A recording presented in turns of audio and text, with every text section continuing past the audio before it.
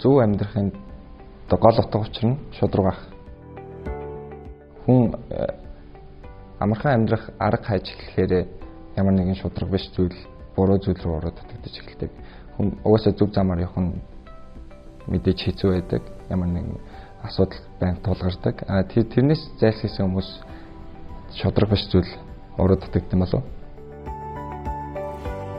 Хууль нь чангаагаас аль гэж үзэж байна. Ерөнхийдөө авилгатай тэмцдэггүй биш тэмцдэг.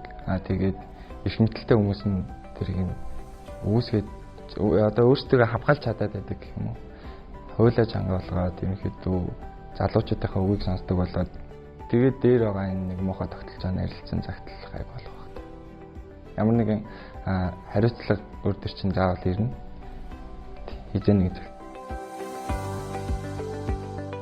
Ер нь залуучуудад хандаж хэлэхэд бол хандлага өөрчлөх хэрэгтэй.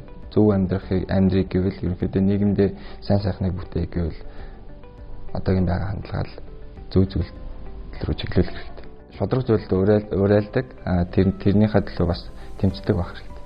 Дуу хоолойн болдог байх хэрэгтэй. Хүний эрх нөгөө хүний эрхээр хязгаарлагдчихэдэг.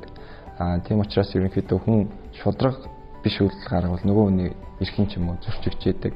Тийм учраас хүн шударга байханд нийгэмд хийж байгаа хамгийн сайн зүйл юм уу? Зөв зүйл гэж ойлгож байна.